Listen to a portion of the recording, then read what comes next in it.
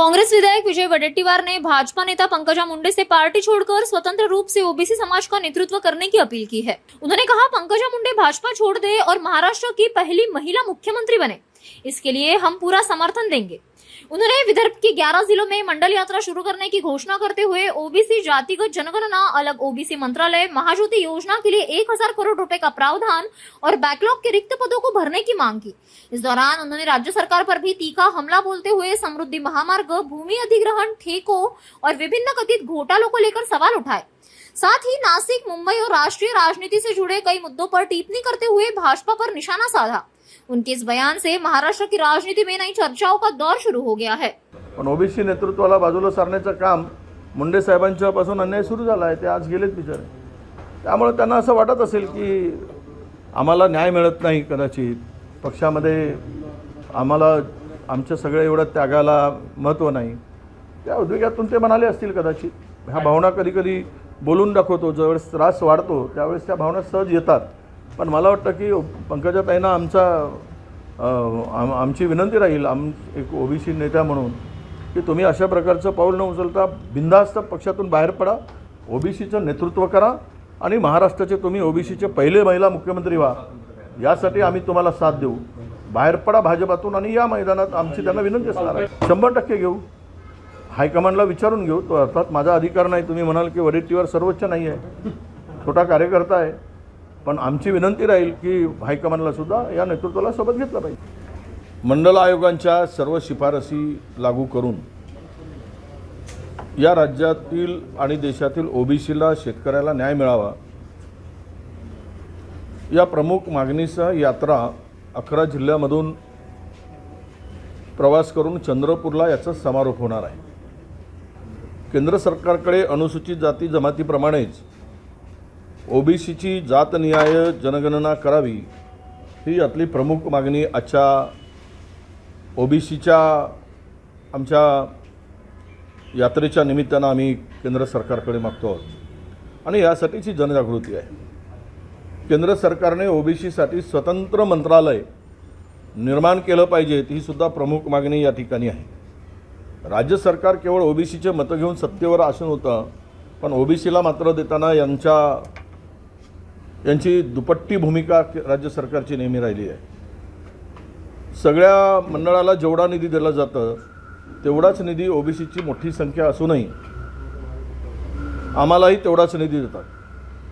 म्हणजे सारथीला, बार्टीला, तार्टीला जेवढा निधी तेवढाच निधी ओबीसीला, महाज्योतीला दिला जातो। आमच्या लोकसंख्येनुसार आम्हाला किमान 1000 कोटी या महाज्योतीला मिळाले पाहिजेत, तर हे सरकार खऱ्या अर्थानं ओबीसीच्या काय भल्याचा विचार करतो असा त्याचा अर्थ होईल।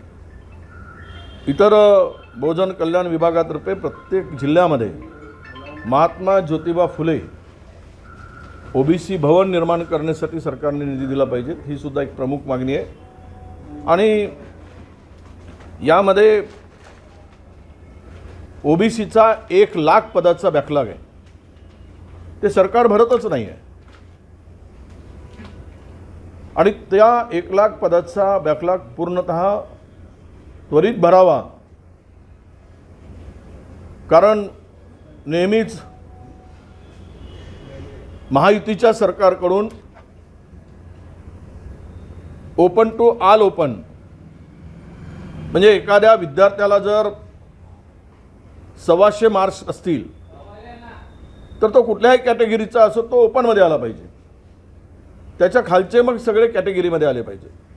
परंतु आमच्या ओबीसीच्या मुलांना 150 मार्क्स असले तरी त्याला कॅटेगरीमध्ये टाकलं जातं आणि 90 असलेल्या मुलाला ओपनमध्ये सिलेक्ट केलं जातं, ओपन टू ओपन म्हणून।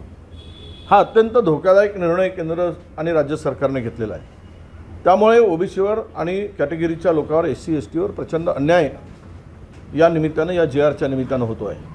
म्हणून या 1 लाख पदाचा जो बॅकलॉग आहे तो त्वरित भरावा आणि ओबीसी समुदायाला लोकसंख्येप्रमाणे बजेटमध्ये प्रावधान करावं, अशा अनेक मागण्या घेऊन आज आम्ही ओबीसीच्या हक्कासाठी, अधिकारासाठी या मंडल यात्रेचं आयोजन केलं आहे। भंडाऱ्यापासून सुरू होऊन ही यात्रा 11 जिल्ह्यातून फिरून चंद्रपूरला याचा समारोप होणार आहे. दरवर्षीची यात्रा आमचे काही कार्यकर्ते पदाधिकारी काढली जातात आमच्या सकल ओबीसी महामोर्चाच्या माध्यमातून. सरकारची मला भूमिकाच कळत नाही की समृद्धीच्या वाट लावली, समृद्धीवर ॲक्सिडेंट झाला आहे मोठ्या प्रमाणामध्ये, समृद्धीवर लोक आता गाडी चालवायला घाबरतात,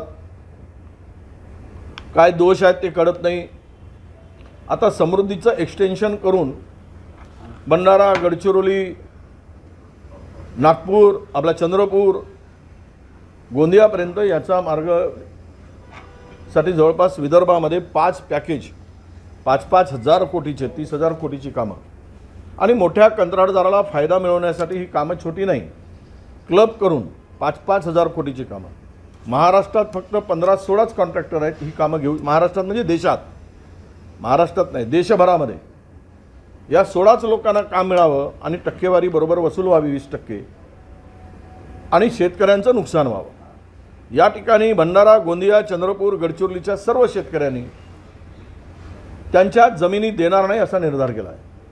सुपीक जमिनी आहेत, सिंचनाखालच्या जमिनी आहेत, जमिनीचे दर आता 25 लाख ते 40 लाख 50 लाख रुपयापर्यंत गेलेले आहेत आणि सरकार मात्र त्यांना 30 लाख प्रति हेक्टरी जर मोबदला देत असेल तर त्या जमिनी ते भूमिहीन होतील, बेघर होतील, उद्या रस्त्यावर उतरतील आणि या बळजबरीनं जमिनी मोजण्याचं काम 400-400, 300-300 पोलीस लावून या समृद्धीची मोजणी जबरदस्तीनं सुरू आहे. ते गडचिरोली, चंद्रपूर जिल्ह्यात सुरू आहे, भंडारा जिल्ह्यात सुरू आहे आणि या पद्धतीनं सरकारने बळजबरी करून शेतकऱ्याचा गळा घोटण्याचं काम सुरू केलं आहे.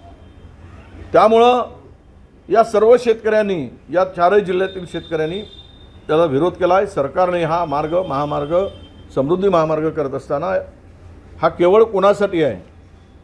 उद्योगपतीसाठी आहे मोजक्या की गडचिरोली जिल्ह्यातील खाण मालकासाठी आहे? कशाची हाव आहे? टक्केवारी वसूल करायसाठी आहे राज्य सरकारला 20%, 25% आणि मोठ्या ठेकेदारांचा भलं करायसाठी आहे आणि शेतकऱ्यांना उद्ध्वस्त करायसाठी आहे काय? म्हणून या सर्व शेतकऱ्यांनी याला विरोध केला आहे. हे उद्याच्या दृष्टीनं जर बळजबरी केली तरी आंदोलन पेटेल आणि याचा जो काही परिणाम होईल तो सरकारला भोगावा लागेल.